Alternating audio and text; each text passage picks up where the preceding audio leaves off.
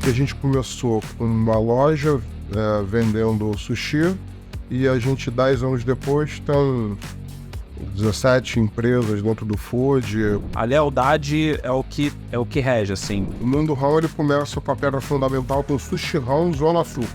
É o Sushi Hall no bairro de Botafogo, o restaurante era na Pedro Guimarães, e a gente saiu em carreata pela Pedro Guimarães até a Paulo Barreto, que era a nova loja, né? Entrou todo mundo no restaurante, na loja nova, abri a porta, entrou todo mundo, eu falei, olha, aqui tá começando a nova era do Hall. E aí, quando você se torna substituível, seja na área que for da sua vida, você tende a ter grandes benefícios, aquela coisa toda. Porque eu percebi que se eu não fizesse isso, alguém ia fazer. Alguém ia dominar o mercado. Tanto que quando eu entro no Hall, a gente não era nem líder de venda no bairro. A gente criou um mecanismo de fornecimento de tudo que tinha no restaurante para o franqueado. A gente nunca teve medo do fracasso, nem nunca tivemos medo das dificuldades. Seja muito mais faminto pelo seu futuro do que orgulhoso do seu passado. E isso é a gente, cara.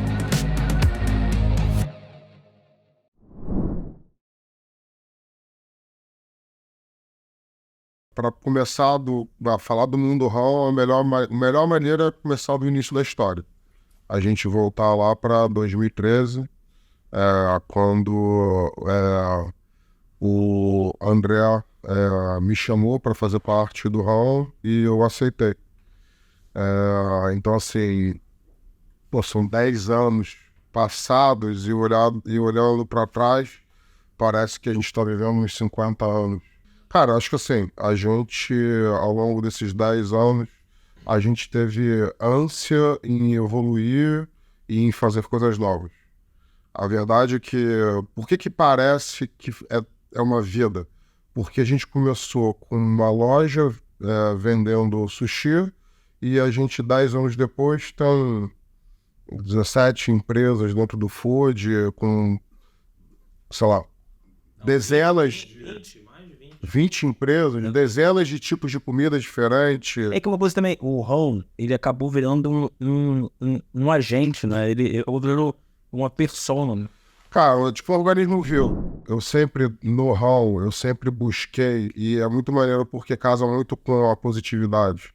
Eu sempre busquei a criação de uma energia do bem, positiva, justa, correta. Isso sempre foi uma diretriz, uma direção imutável na minha cabeça para a coisa dar certo. Né? Eu vejo o Hall como uma egrégora positiva. É algo que eu prefiro, em vários momentos, abrir mão, tomar decisões que talvez ou me prejudiquem ou atrasem, mas para não gerar um efeito negativo daquela pessoa para comigo. Eu não quero que ninguém tenha nenhum tipo de associação negativa com algo.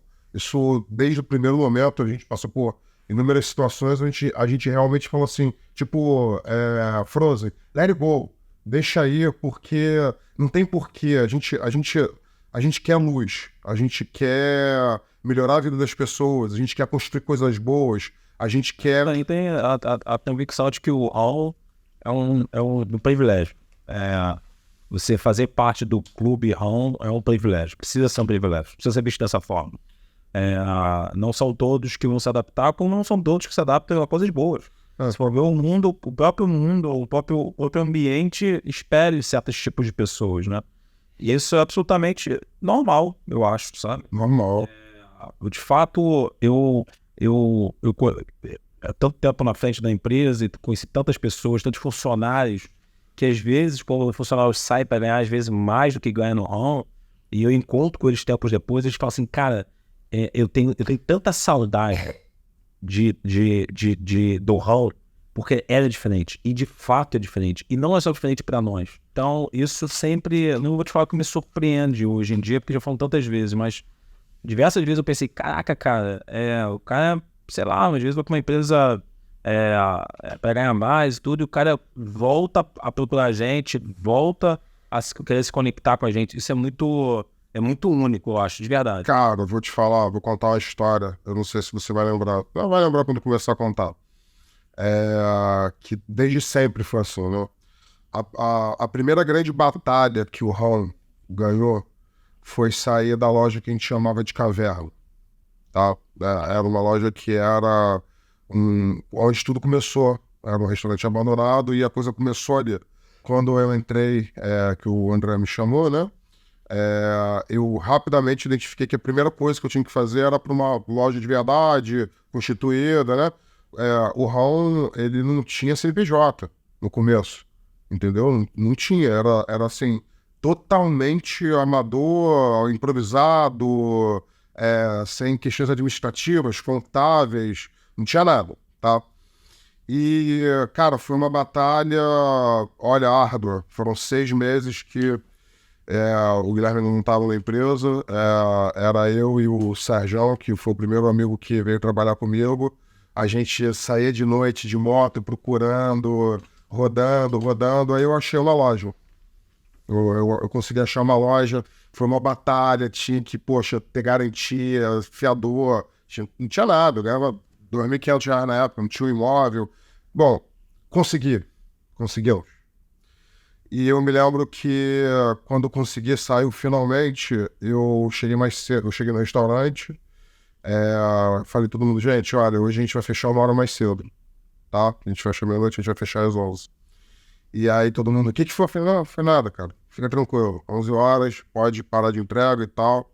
E aí deu 11 horas, a gente se reuniu, né, e todo mundo tinha moto, e pô, a gente já tinha ali devia ter umas 10, 11 motos de motoboy, e tinha já sei lá, uns 15, 20 colaboradores, 15 colaboradores internos e tal, e todo mundo tinha moto, e a gente saiu ali, o restaurante era na Pedro Guimarães, e a gente saiu em carreata pela Pedro Guimarães até a Paulo Barreto, que era a nova loja, né?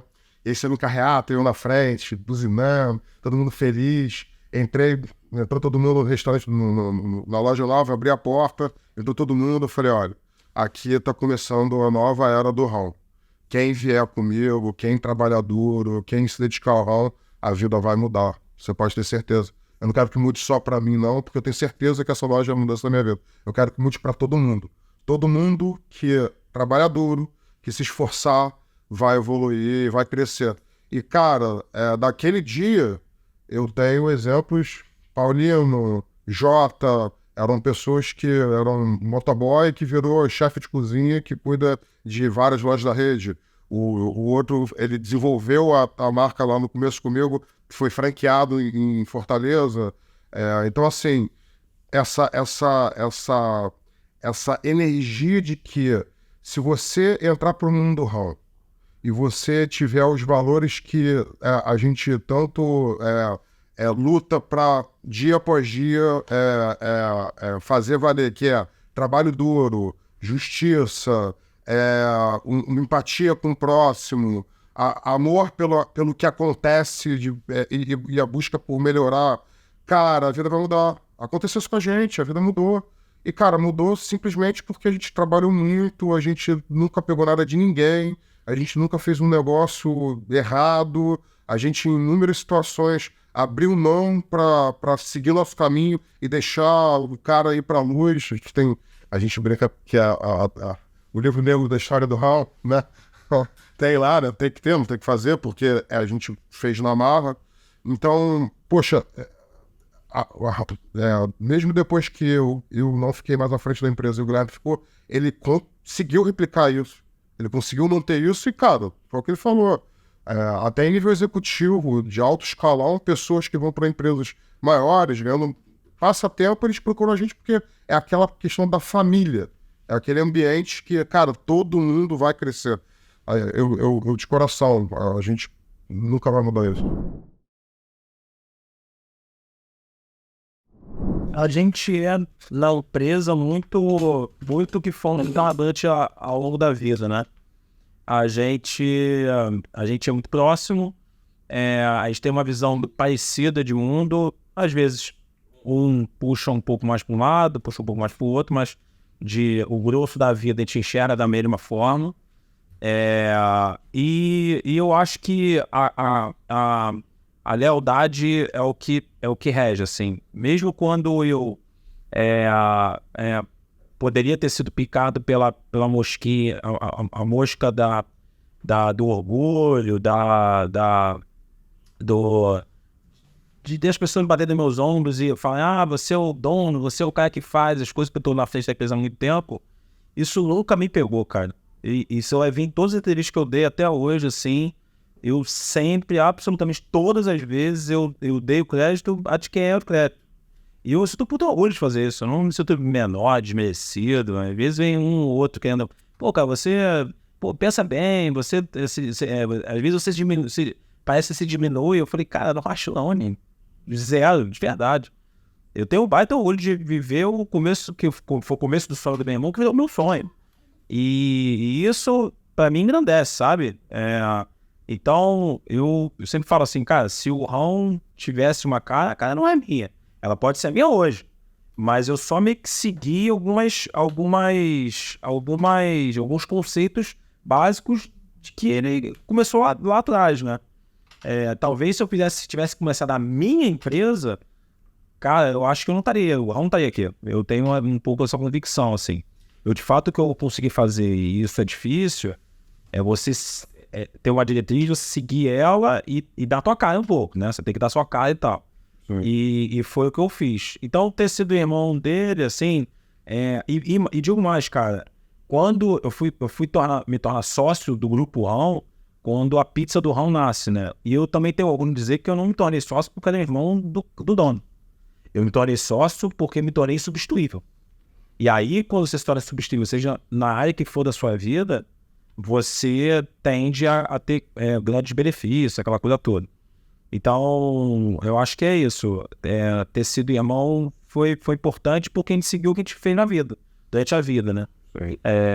Acho que é mais ou menos essa visão que eu tenho. A minha vinda, e quando meu irmão fala comigo sobre o Rão, são dois momentos. Sim. O primeiro momento, quando eu sou apenas um licenciado e abro a primeira licenciada do Grupo Rão, né? Que foi da Recreio.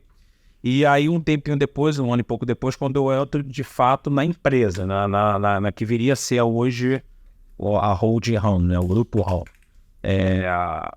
Então, são dois momentos ali que da minha participação na empresa, né?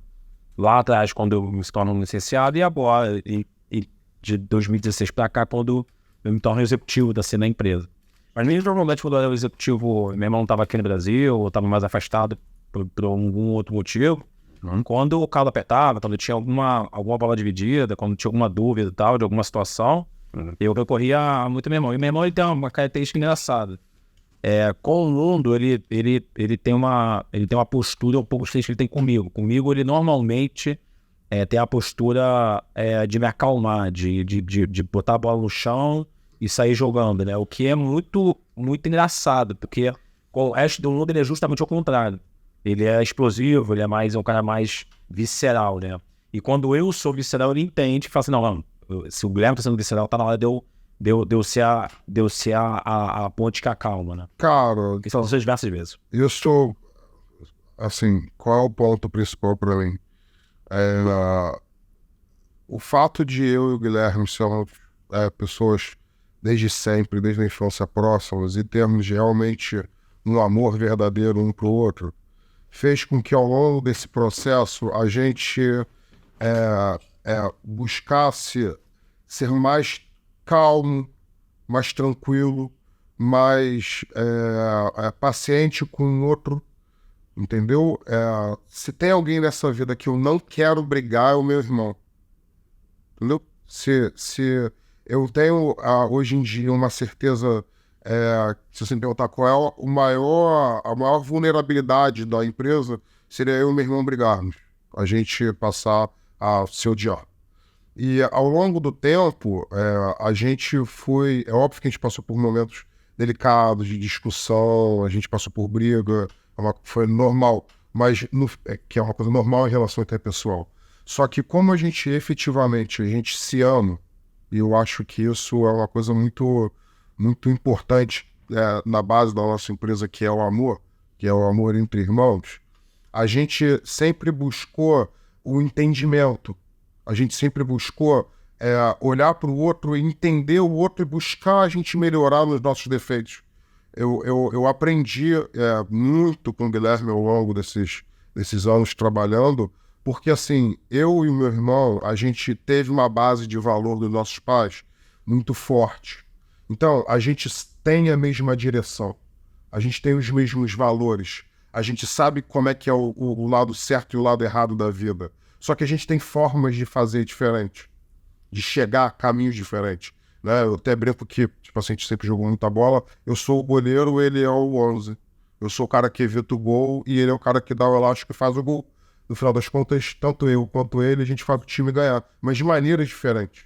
Então, eu fico muito feliz porque essa relação, ela me fez ser uma pessoa melhor, entendeu? Ela me fez ser uma pessoa mais empática com o próximo, mais humilde, com mais vontade de fazer a coisa acontecer sem tanto atrito, sem tanta briga. É por isso que ele tem essa percepção mesmo. Eu acho que é engraçado, assim, hoje eu tenho quase 40 anos, né? Então eu tô mais maduro, né? Eu acho que talvez eu tivesse algumas lapidações na minha forma de ser, não sei se no caráter, mas na minha forma de ser, que quando eu tive a oportunidade de ter o Raul na minha mão, sob a batuta do meu irmão e tal, a vida fez com que eu precisasse ser uma pessoa melhor, entendeu? De fato, a proximidade do Raul e do meu irmão me fez uma pessoa melhor mesmo, assim. Eu digo, eu talvez jovem, eu era um cara mais orgulhoso, ou talvez bastante orgulhoso. E cara, o Raul, ele me exigiu não ter um orgulho, sabe? E eu acho que o orgulho, ele é o pai dos pecados, assim, né? Tudo é oriundo do orgulho, sabe? Quando você não pede um perdão, quando você não vê a visão do outro, quando você tem ira, quando você, sei lá, cara. Ego, né, cara? O ego e tal, ele no fim, ele é muito vindo do orgulho, né? E eu tive muitas oportunidades ao longo desses, sei lá, 7 anos que eu tô à frente da empresa, de alguém, de eu olhar e falar assim, quer saber, cara, eu sou o cara mesmo, não preciso mais de ninguém, e cara, isso jamais passou pela minha cabeça, assim. Eu nunca pensei em virar as costas, virar a cara, ser ingrato. E eu fui me tornando uma pessoa melhor, fui amadurecendo, eu fui, por vezes, contornando alguns lapsos de ego que pudesse ter ali e tal. Que é normal, cara. Tipo assim, Você imagina, tapinha nas costas, você... cara, assim, uma pessoa que não perdeu a cabeça por poder nunca teve poder. A verdade é essa, tá? Qualquer pessoa e qualquer poder que você tenha na sua vida em qualquer nível, tá? Às vezes é o poder sobre o seu bairro, sobre a sua família, sobre um time de futebol. Não pensa super poder, não. É muito fácil você perder a mão quando você começa a ter o tapinha nas costas, você começa a ter o poder de decisão, você começa a ter pessoas subordinadas fazendo a sua vontade. E assim, em situações de caso concreto, tanto eu quanto o Guilherme, a gente foi exigido não ter esse ego. E eu acho que por nós termos essa relação, isso ajudou a gente, porque a gente foi trabalhando entre a gente. Entendeu? Porque, assim, de verdade, eu principalmente dentro do hall, mas ao longo da minha vida, né, o Guilherme tá tatuado no meu braço, o nome do Guilherme tá aqui, meu braço direito, desde sempre. Sempre tive, a gente sempre foi muito próximo. Meus pais são aquelas pessoas que trabalhavam 14 horas por dia. A gente ia junto pra escola, voltava junto da escola, jogávamos bola junto, entendeu? Quando ele teve uma filha muito cedo, pô, me lembro, você vendia cartão de crédito, de telefone, eu te pegava de moto, a gente ia pro lado, aquele carro velho que eu andava, eu deixei na tua mão. Assim, a gente sempre teve essa relação muito próxima, que com o passar do tempo, a gente foi efetivamente sempre querendo apaziguar numa situação de bola dividida. E isso é difícil, cara. Porque, assim, pô, o Guilherme é homem, eu sou homem, a gente tem a testosterona, a gente passou por várias, e passa até hoje, situações de estresse elevadíssimo. O Mundo Hall, ele começa com a pedra fundamental com o Sushi Hall Zona Sul. O Sushi Hall, no bairro de Botafogo, era uma Dark Kitchen, que na época nem se chamava Dark Kitchen, era simplesmente uma cozinha, que fazia entrega a partir do Facebook. Isso também é algo muito importante ser pontuado, que a gente desde sempre tem a veia da inovação. A gente, desde o início, mesmo na época da caverna, como a gente falou aqui, você já tinha ali um olhar, uma pega, como diria Emílio Surita, de inovação tecnológica, porque tirávamos pedido no inbox do Facebook, isso em 2013. Não existia isso. Ninguém fazia isso. Tá? Então, quando eu entro e vejo o movimento acontecendo, essa questão tecnológica que me chama a atenção, eu percebo que rapidamente a gente precisa dar o spread no número de unidades. Eu preciso abrir o máximo de unidades possível no Rio de Janeiro. Porque eu percebi que se eu não fizesse isso, alguém ia fazer. Alguém ia dominar o mercado. Tanto que quando eu entro no ramo, a gente não era nem líder de venda no bairro. Já tinha principalmente Tijuca. Eu já via muito Tijuca. Eu já via muito Tijuca e já vi um movimento do Lex Sushi, do Japinha, que eram as marcas que também tinham ali na época, querendo abrir em outras unidades. Porque, vou pontuar, o RAM, ele foi o pioneiro nessa questão de dark kitchen de japonês, só que como ele ficou 3 anos na mão, né, que ele é de 2009, abre, fecha, vende para um, vende para outro, ninguém conseguiu mesmo fazer a coisa acontecer, ele foi perdendo o mercado. Quando eu entro em 2013, a gente era quarto em venda na Zona Sul. Eu tinha outras unidades que vendiam ali. Então eu já sabia que tinha um puta mercado, um puta potencial, e que eu tava ficando para trás. Então, quando eu resolvi a unidade, sair da caverna, fui pro lugar, eu falei, cara, agora eu preciso espalhar pro Rio de Janeiro. E aí eu queria fazer uma rede. Só que aí qual é o ponto? Bom, eu não tinha nada. Como é que eu convenci alguém a abrir um sushi-rão? Aí nós tivemos o próximo passo de inovação. A gente criou um mecanismo de fornecimento de tudo que tinha no restaurante para o franqueado. Então, o cara, ele chegava, abria a loja dele, já estava tudo pronto. Ele entregava tudo pronto. Entendeu? Quando o Guilherme abriu a unidade, era assim. Então, a gente saiu rapidamente de uma unidade para uma rede, porque eu fui no meu irmão, fui em outro amigo, no amigo, um terceiro amigo, eu virava e falava assim, cara, você não vai precisar fazer nada. Nada. Eu vou te entregar tudo pronto.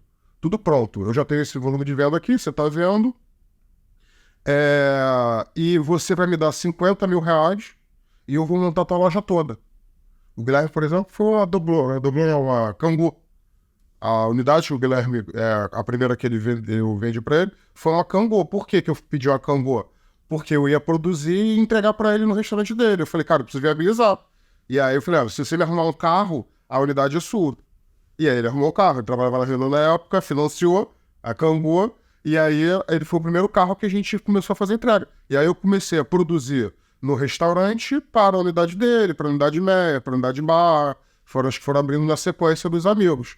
Até a primeira unidade que a gente ganhou algum dinheiro vendendo a taxa de franquia foi a ele. Foi ele que vendeu, eu já nem estava mais. Porque eu não fazia venda para ganhar dinheiro. Eu perdia dinheiro. Na unidade dele, eu gastei o dinheiro para montar. Entendeu? A Cangu, eu não vendi a Cangu, transformei em dinheiro e montei. Eu montei com o meu dinheiro na unidade dele e mais um. Ele botou mais algum dinheiro também. O Mé era a mesma coisa. A virada-chave, pra mim, ela tem algumas viradas-chave, né? Mas uma que é bastante importante é quando eu assumi a empresa, eu sempre lembro dessa data, eu estava no restaurante ali no Fashion Mall e eu fiz 2 condições ali com meu irmão, ele falou, ok. E eu não era fácil, nada disso. E eu falei, beleza, cara, preciso ficar tabelado e tal. E na minha cabeça, qual é a ideia? A ideia é continuar a ideia do fornecimento, mas incluir o royalty. O royalty era uma receita importante, recorrente, e que me desse controle, né? Só que não tinha sistema, né? Era boleto, a gente fazia um boleto, não tinha sistema. A gente virava pro franqueado e falava assim, quanto você vendeu hoje? Era assim. E quando a gente consegue... E aí, para você mudar um modelo do qual foi formatado para que você não tenha que fazer, não tem que fazer a produção da loja, você tem que mudar muita coisa, né? E aí, isso... Essa foi a primeira grande mudança na estrutura da empresa. Do Roy. Porque porque foi aquilo que eu falei, né? Como é que eu vou convencer o cara a comprar? o hall, né? Não era franquia, né? Mas abriu o hall. Aí foi desse jeito. Então, a gente passou a ter um centro de produção, produzia tudo, comprava tudo. Todas as compras eram centralizadas na gente. A gente começou a ir a São Paulo. A gente popularizou a rota Rio-São Paulo de compra de material de produto japonês, que não existia. O lote ele era necessário para que tivesse uma previsibilidade de receita barra um controle sistêmico. Então, cara, quando você tem um sistema do qual o cara ele só consegue vender através daqueles sistemas ali, você não precisava mais entregar o produto. Porque entregar o produto é uma boa ideia. Outras empresas fazem isso, essa verticalização, outras fazem. Só que no Brasil é muito complicado, porque é caro, a logística é cara, né? Tem tributação, tem uma série de entraves. Quando você ainda é pequeno, você não consegue. Pequenininho você consegue. De um tamanho médio já não consegue. Aí gigantão. Fica pesado. Chegou um momento que estava caro para eles pagarem para mim e caro para manter a estrutura. Sustentável. Aí teve uma situação muito grave que no começo do round, se alguém perguntasse assim, Henrique, qual o problema aqui? O que pode dar errado para o negócio? Eu falava assim, se o salmão no mundo acabar. Aí ele acabou. Abril, maio, a gente começou a perceber que o salmão não estava mais vindo para o Brasil. Porque tinha umas algas na Argentina e no Chile que matavam o salmão na concepção e tal. E ia ficar, sei lá, uns meses sem salmão. Só que a gente vendia 90% do que a gente vendia salmão. Salmão, tipo assim, a gente compra 50 toneladas. A gente compra 50 toneladas de salmão no mês. Tá? Só para você imaginar. Ele multiplicou por 3 o valor pelo quilo. Então você imagina que se você pagava R$17, passava um dia pro outro pagar 50 no quilo. E a gente não pode pegar esse valor e transferir pro... Isso aí. Aí, nesse momento, o Guilherme aproveitou magistralmente. Que isso é uma coisa importante no empreendedorismo. Isso é importante quando você está construindo algo que você tem certeza que vai dar certo. Os problemas eles têm que ser enfrentados do lado da solução e não do lado do problema, da não solução. Então, quando a gente enfrentou uma crise de falta de salmão, que a gente podia ficar se lamentando, a gente podia fazer o fácil que era repassar o preço, ia quebrar todo mundo, a gente simplesmente segurou o preço, a gente não repassou para as unidades e usou isso para fazer com uma barganha, o Guilherme usou uma barganha política muito boa, para a gente fazer a troca do formato do jeito que a gente queria. Isso trouxe para a gente uma dívida ali de R$1 milhão, R$1 milhão e pouco de reais, porque a gente segurou o preço para o fornecedor. Então, a gente pegou um problema, usou isso como capital político, que é fundamental na gestão de pessoas. Para você ser um bom empreendedor, você precisa ter a capacidade de usar o capital político da maneira correta, entendeu? Tirou um proveito disso e resolveu a nossa situação. Deu a tranquilidade que o Guilherme queria. Mudou o formato. Isso, para mim, foi uma grande primeira virada de chave para mim do que a gente estava fazendo para a gente, olha, vamos aproveitar um problema e vamos para outra direção, mas seguindo ali o objetivo final. E ao longo do tempo a gente fez muito isso. E hoje, o caminho seria mais fácil, né? Se tivesse a Tech, por exemplo, eu tive que buscar no mercado um sistema que me conectasse ao franqueado, né? E, bom, como é que faz isso? Onde é que você procura? Mas no Google faz como? E aí a gente teve alguns parceiros importantes ao longo dessa jornada, né? E aí veio o Delivery Direto, que foi o primeiro sistema do hall. Foi o Delivery Direto, onde o cara, ele tinha minimamente ali um controle do que vendia, do que saía, né? Aquela coisa toda. E aí eu tinha acesso a esse controle como franqueador. Então eu começava, aí não mais eu precisava a coisa começou a ficar mais profissional. Eu não tinha mais que ligar para o franqueado assim, faturou quanto hoje? Não, eu já tinha um mínimo relatório ali para saber quanto faturava e quanto a gente ia receber. Cara, ali acho que a gente começou a encorpar a rede. Entendeu? Antes a gente era um aglomerado de pontos de venda. Sim. Entendeu? Com um fornecedor vertical, né? Verticalizado.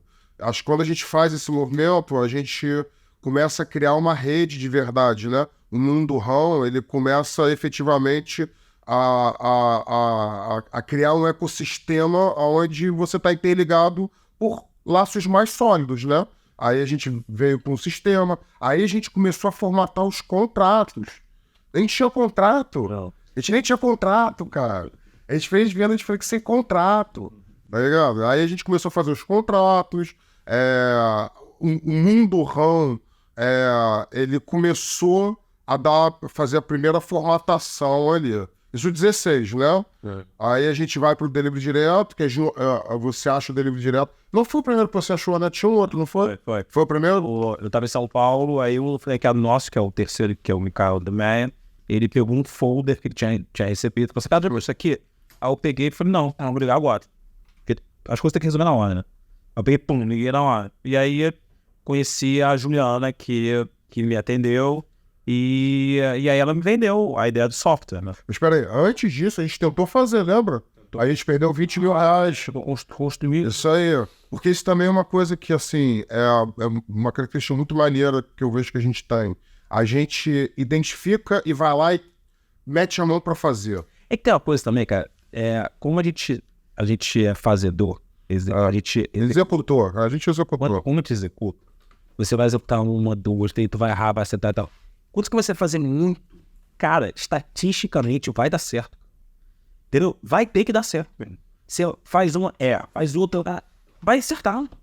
Então, eu tenho até um amigo que fala isso, né, que ele jogava bola e o cara falava assim, cara, tinha um treinador que falava que, porra, campo ganha jogo? Não. Vestiário ganha jogo? Não. A bola ganha jogo? Não. Um centro de treinamento ganha jogo? Não. Mas quando você junta tudo isso, é tanta coisa que ajuda que é muito ruim, não dá certo, né? Então, a gente, por exemplo, nesse caso, não tinha software, vamos buscar. Não deu certo, cara, pivota, meu irmão. Muda e busca o certo. De tanto você tentar, vai ter que dar certo, velho. A gente não tem medo de tentar e de fazer. A gente vai lá, tenta, faz, não deu certo. Cara, isso Você vai desistir uma vez? uma vez, no início do RAM, quando eu falei que eu tava na caverna, eu tava na batalha pra sair da caverna, eu tinha achado essa loja, eu já tinha tentado várias vezes alugar, e aí depois da 7ª vez, eu já ligava pra senhora, era uma senhorinha. Eu ligava pra senhora, pelo amor de Deus, se a senhora precisa alugar essa loja pra mim, se a senhora alugar a loja pra mim, a minha vida vai mudar. Eu nunca vou atrasar o aluguel da senhora, confio em mim, pelo amor de Deus. Minha mãe ligou, a minha esposa ligou na época, eu falei muito com ela. E aí depois de uma, sei lá, 6ª vez que foi negado, porque tinha que ter fiador, não sei o que lá, eu tava trabalhando, eu recebi o telefonema, e aí eu desabei. Eu comecei a chorar, e eu desabei, falei, cara, eu tomei a pior decisão da minha vida, eu larguei meu emprego, como é que vai ser? Eu não vou conseguir sair daqui. E aí ali eu pensei em desistir. Aí o André veio, que era o meu sócio, só tinha ele de sócio na época, era sócio da unidade, foi aquele que me chamou para trabalhar no hall. Aí ele veio, me resgatou, me levou para casa, me acalmou, olhou no meu olho e falou, cara, vai dar certo, confio.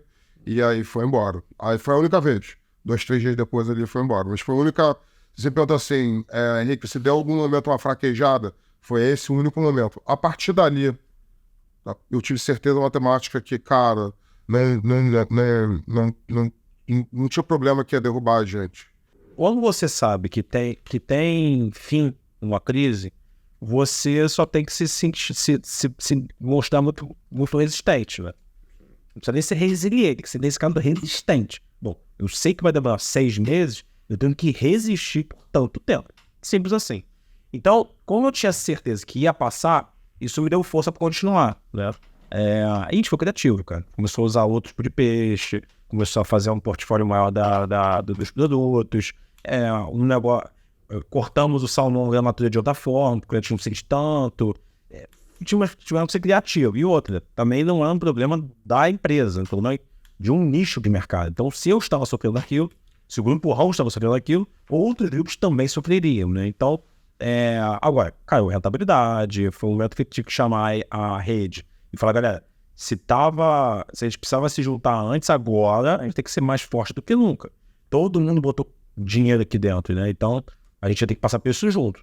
Eu aprendi dessa forma, né? Então, eu aprendi a ser próximo do franqueado, aprendi a aprendi a fazer comitês mensais com o franqueado, aprendi a ouvir o franqueado, aprendi que o papel do gestor de um CEO, de um grupo desse e tal, ele muitas das vezes ele tem que ser profissional, mas ele pendula pro pessoal, sabe? O cara quer vir uma palavra, o cara quer um amigo, às vezes ele quer um irmão, às vezes ele quer um chefe, às vezes ele quer um sócio. É um misto ali de emoções, né? Uma coisa é certa, não ouvir o franqueado, não dar atenção ao franqueado e valor ao franqueado é o começo do fim. No nosso mundo, é certeza. Uma empresa não é um agente democrático, né? A empresa Isso até é diretriz. é diretriz, tem que ter... Você tem que ouvir. Você tem que trocar. Assim.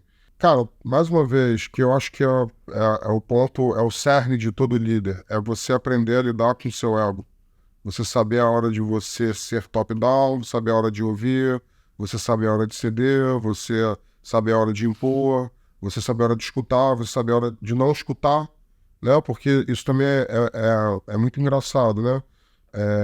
Você tem que ouvir as pessoas, mas se eu, por exemplo, tivesse ouvido as pessoas no começo do aula, a gente não estava aqui.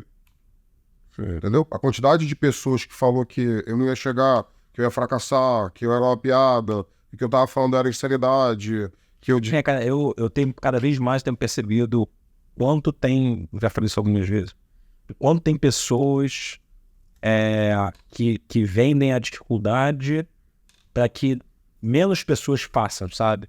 Eu tenho percebido muito isso. Então, até na história da positividade, se talvez eu tivesse ouvido algumas pessoas lá atrás, tá doido, cara. Tu vai pegar uma ad sem dial, você tá louco, tá falando, meu amigo. Só via.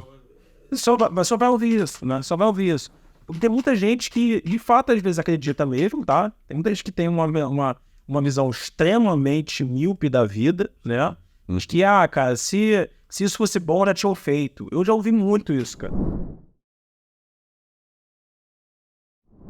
O consumidor, ele, ao mesmo tempo que ele ama, ele odeia. Diferente do food. Entendeu? Você pode atender ele 20 vezes bem.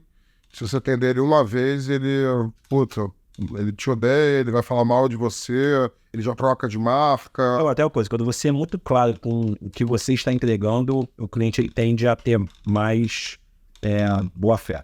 Porque é verdade, né, cara? Pra mim, a base de tudo é verdade. Então, assim, você vai minimizar isso falando a verdade, sendo honesto. Exato. Né? Então, mas assim, é ambíguo, é complicado, porque é aquilo, né? O consumidor tem sempre a razão, né? Então ele é consumidor e patrão ao mesmo tempo, né? E é um pouco como o franqueado, né? Porque o franqueado, ele é o dono do negócio, mas ele é franqueado da marca. Então é uma relação um pouco complicada, né? Porque ao mesmo tempo que ele é dono, e quando você é dono, você pressupõe que você pode fazer o que você quiser, ele precisa seguir diretrizes que muitas vezes vai de encontro à vontade dele. É que assim, a gente foi sendo muito claro com a nossa relação com o cliente, né? Olha, nós vamos entregar um produto de qualidade, num tempo rápido, né? O tempo no delivery é fundamental, obviamente, né? Num preço justo e eu vou me comunicar com você com facilidade, né? Então, o cara, ele não vai reclamar que não veio óbvio, não vai reclamar que não tem ad hoc. Não, eu não me propus a fazer isso com você. Então, ele tende a ter mais boa vontade com a gente.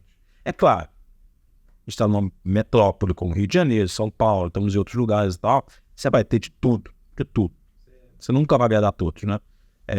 Mas a gente sempre foi muito claro com nossos clientes. Essa pergunta que você me fez é muito boa, assim.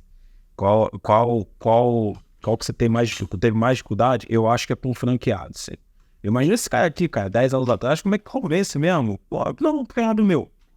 Pô, não, obrigado, Henrique. Obrigado pela ideia, eu vou abrir o meu. De fato, isso é muito difícil, cara. O que faz o interessado, o que faz o lead, o que faz é o resultado. Quando o cara olha, ele falou, aconteceu comigo. Quando eu olhei e vi o meu irmão ganhando dinheiro, eu parei e falei, peraí, cara, como é que é isso? O resultado, ele é fundamental. Ele não tem subjetividade no resultado. No mundo do empreendedorismo, no mundo do esporte e tal, não tem, eu achei que o Michael Phelps ganhou. Não, cara, tá ali. Ele fez 59 segundos, 1 milésimo. Não é subjetivo aquilo. No futebol é a mesma coisa. 3-2 no time. Não, mas eu acho que o time jogou melhor. Jogou, mas perdeu. Nosso resultado, ele é incrível. E ele é incrível, e se torna mais incrível ainda, por conta das condições adversas que nós vivemos ao longo do tempo. Quando 2013, quando eu entro no Hall, é quase o auge do não é por 20 centavos. Acho que foi impeachment, não foi dito? A rua bloqueada, o motoboy me ligava e falou, cara, a rua tá bloqueada, tá tendo passeata, não passa moto, desce e vai a pé. Entendeu? Isso também assim, a gente nunca teve medo do fracasso, nem nunca tivemos medo das dificuldades. A gente passou o impeachment, a própria pandemia, que você pode falar que no primeiro momento foi bom pra gente, mas o efeito rebote pra gente foi bem pesado, bem difícil, entendeu? Então, assim, nós nunca voamos em voo de cruzeiro, em ambiente. Assim, nunca teve. Isso tem que ser crise absurda, crise do salmão. E segurança jurídica, segurança ali, tudo, cara, tudo. Então, assim, a gente teve que se reinventar há um tempo, cara. E a gente como profissional também. Se o Guilherme de 2013 estivesse aqui em 2023... Não tivesse evoluído. Tivesse evoluído, acabou, bicho. Sim, o franqueado hoje do Grupo Hall, ele pega, quando ele percebe lá a COF dele, né, que é o primeiro documento no qual nós nos comprometemos. Porque, pra você entender, a franchising, ela é algo extremamente procurada no Brasil hoje, porque te dá muita segurança, cara. O que o meu representante lá de venda falar com o interessado, ele não pode mentir, porque tem um documento. Que eu me comprometo ali a atingir as margens. Eu não conheço nenhum outro lugar que esse negócio seja assim. Zero. Não tem. Então, no franchise tem. O cara pega e fala assim, olha, cara, você me comprometeu a dar 10% do retorno.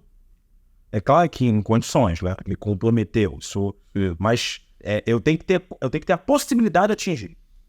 É isso que eu tenho que dizer. Você não garante isso. Eu não dou resultado, mas você mostra pra ele algo para ter resultado. Já foi feito, o resultado já foi atingido. Ele é atingível, ele é alcançável, ele é possível. E é muito engraçado que a vida, você só consegue entender ela em perspectiva de trás pra frente, né? Então, você com 40 anos, você entende o que seu pai falava aos 7 anos 10, né? E a gente hoje, a gente tá vivendo, né? A gente tá vivendo aqui o mundo, né? Construindo o mundo Hall, transformando o mundo Hall cada vez mais musculoso e tal. Daqui a 4 anos, quando, dá um exemplo aqui, por exemplo, o iFood se tornar de fato um problema, não é hoje, não enxergamos como um problema. Aí a gente fala assim, cara, se a gente não tivesse investido no mundo Hall, a empresa poderia estar passando por nações. Então, eu acho que o grande lance de um empreendedor, de um visionário como meu irmão, e dentro da empresa, é você antever a jogada. Antever os problemas. Porque, de fato, tem gente, neste momento, que não tá fazendo nada. Que tá, não, eu recebo no Marketplace, que é o iFood, a Rappi, né, o 999 e tal. Eu recebo meu pedido e tal, tudo bem. Cara, se amanhã depois o iFood... Cara, quer saber? Cansei do Brasil. Cansei. O Brasil tá mais no Brasil. Bom, esse cara aqui morreu 99% das vendas dele. A gente tá já estamos lá. E por isso a gente tá trabalhando... Cara, a gente gastou mais de R$1,5 milhão com a Tech, que a gente poderia estar andando de carro conversível. A gente sempre teve uma veia tecnológica. Só que a gente não tinha ainda a possibilidade de construir as nossas próprias tecnologias, as nossas próprias soluções, porque estávamos focados no food service, em fazer pontos de venda, em criar franchise, né? Hoje o grupo ele tem 20 marcas de comida, né? Dentro do mundo. Dessas 24 tem chancela da ABF, que é algo extremamente difícil de se conseguir. Né? Você vai ver muita empresa aí vendendo franchise sem chancela da ABF, né? E a gente tem já o know-how das 4 e trabalho das outras. Então... E além disso, com um selo de excelência. Isso. O que nós estamos elegíveis a nos tornarmos excelentes, né? O que é um selo de excelência da ABF? Nada mais é do que um NPS, ou seja, uma pesquisa de satisfação do próprio franqueado. Então, nada mais orgânico, nada mais verdadeiro que o próprio franqueado falando, não, essa marca eu compro de novo, eu gosto, me dá um resultado interessante. Então você tem que atingir 80%, 85% de satisfação plena para você ganhar esse selo de excelência. Por isso que pouquíssimas marcas. É difícil. Aí o que acontece? A gente sempre buscou parceiros tecnológicos ao caminhar ao longo desses 10 anos. Era uma inquietação do mundo real, É uma inquietação. de se adaptar às mudanças rápidas de tecnologia Cara, você... e criar saídas. Marcos, assim, eu já estou pensando nos próximos 10 anos, que é a parte tecnológica, e o 10+10, que é a blockchain. A gente, dentro da empresa de tecnologia, nós trabalhamos já com Web3, blockchain, NFT, a gente tem um desenho de uma criptomoeda do RAW, que é o BitRAW, que está aguardado para ver como é que vai ser. Eu tenho o Sérgio, né, que eu falei que começou comigo, ele tem algumas frases muito boas, e uma delas é: Henrique, se você tivesse parado em Botafogo, ninguém tinha nada, a gente não estava aqui. Então, isso sempre marcou a nossa caminhada. A gente nunca parou e ficou acomodado no que estava dando certo. Porque, cara, para dar errado é assim. E aí você não tem margem para você manobrar. Você parou no tempo. Se você parou no tempo, você está perdendo. Então, assim, nós sempre... Tem uma frase, essa frase que eu gosto, não é minha, que é: seja muito mais faminto pelo seu futuro do que orgulhoso do seu passado. E isso é a gente, cara. A gente nunca ficou Nunca sentamos no nosso início. Caraca, Como a gente é bom. como a gente é bom, fizemos 1 milhão de vendas, 2 milhões, 3 milhões, 5, 10. Cara, nunca. Sempre foi assim, cara, beleza, e o próximo? Como é que a gente evolui? Como é que a gente vai passar das pegadinhas do... É a graça da vida, cara. A graça da vida é evoluir. Você tem que evoluir como pessoa, como empresário, como pai, como filho. E a ideia do mundo RAW é justamente você estar tão preparado para esse organograma, para esse do franchising, tão preparado, com tantas alternativas e soluções, que, cara, a crise que vier, a gente consegue contorno. Sim, porque agora eu não dependo de mais ninguém para desenvolvimento tecnológico. A gente tem o nosso comitê mensal. Não dá para você falar todo dia, mas Sim, claro. mensalmente a gente chama o cara e fala assim: meu irmão, a empresa está aqui, estava aqui ano passado, está indo para cá ano que vem, vai acontecer isso, vai acontecer aquilo. É claro que nem tudo a gente vai prever e acertar, mas a gente tem uma grande percentual de acerto. A gente busca trocar tudo. A gente tem o nosso jornal semanal. O franqueado tem um jornal semanal com a gente. A gente agora... Semanalmente ele recebe o ranking, onde ele está, o resultado dele, As principais o notícias. que aconteceu dentro da empresa e na macroeconomia. A gente agora está desenvolvendo a nossa rede social.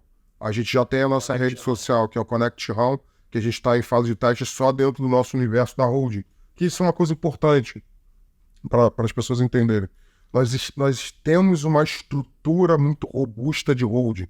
Hoje a gente tem, em nível de holding, que cuida das marcas, mais de 50 colaboradores.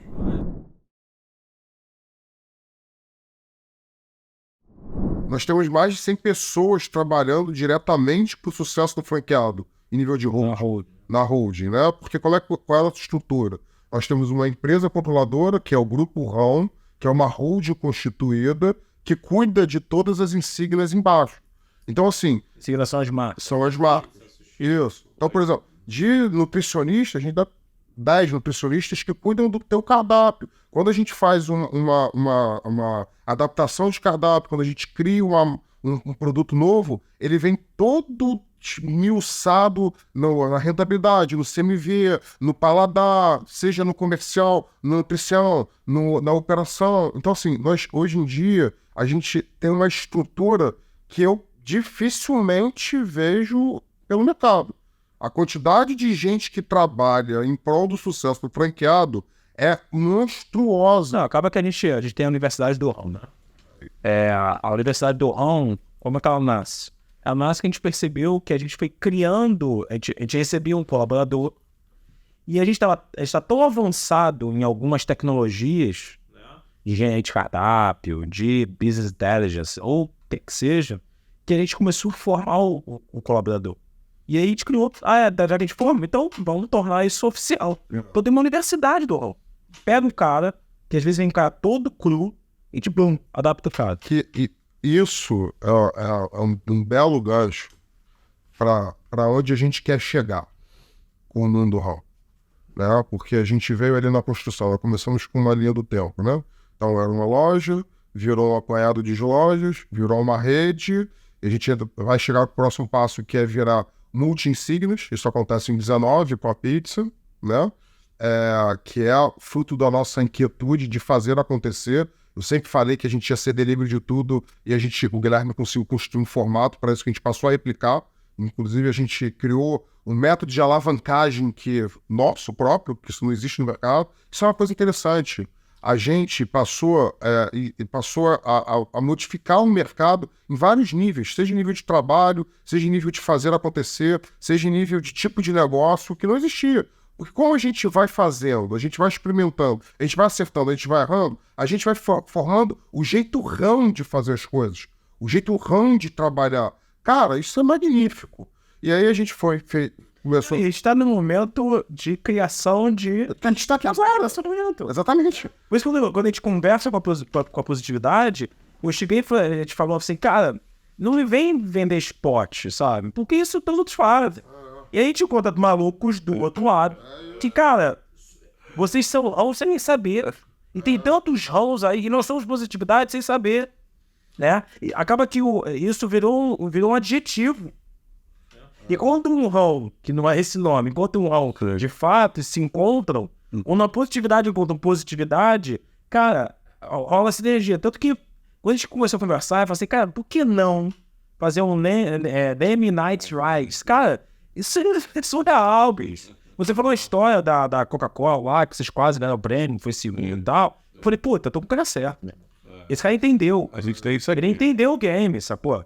O franchise, para quem está começando a empreender, é um ótimo modelo, tá? Porque você parte de coisas que foram testadas no mundo real, formatadas, criada uma teoria para você, com a sua vontade, com a sua gana, com o seu entendimento de que se deve trabalhar duro, colocar em prática.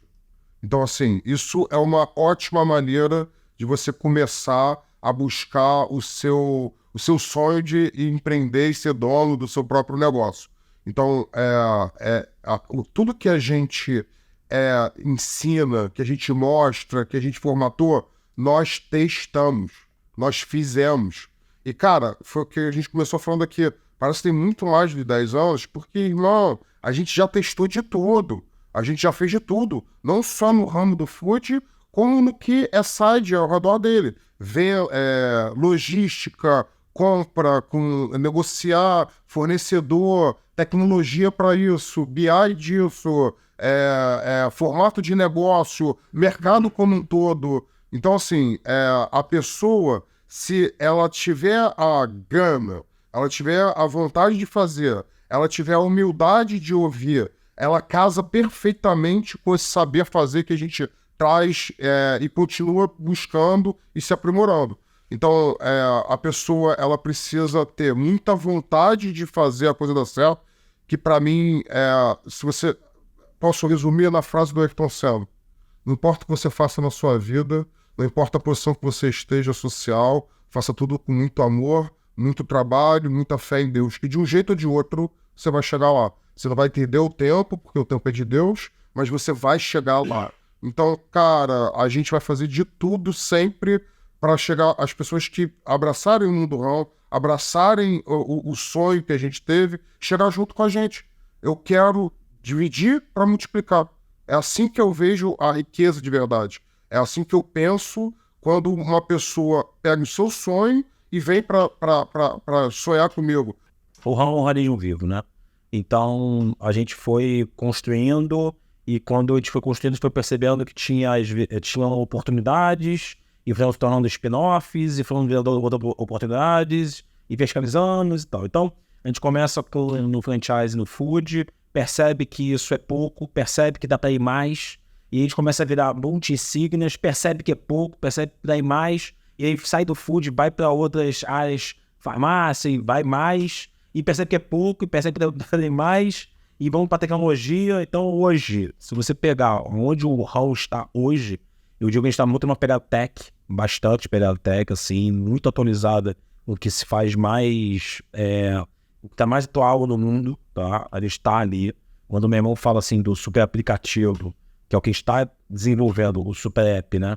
Ele passa por ser um garantidor financeiro, ele passa por ser um delivery, uma logística, uma mídia social, uma programa de fidelidade, uma moeda de valor, ou seja, ele é todo envelopado para tornar a nossa vida mais fácil. Eu acho que, no final das contas, o Raoni veio para tornar a nossa vida mais fácil, quanto cliente, quanto empresário, quanto toda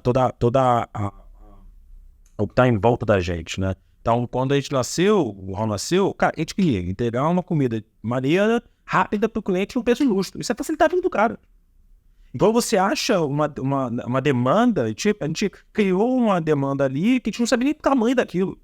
Mas facilitamos a vida de tanta gente que a gente foi evoluindo. Então, depois disso, a gente falou assim, cara, pô, se eu estou ajudando pessoas, bom, por que não trazer mais pessoas? Nasce a ideia do franchise. Então, mais gente sendo empreendedor com a gente. Então, hoje a gente está num momento de tecnologia mesmo, né? Que vai trazer facilidades para o nosso core business, né? Eu sei onde está. Eu sei da onde a gente veio, mas eu não consigo precisar para onde a gente vai, cara. É impossível, isso é ramo.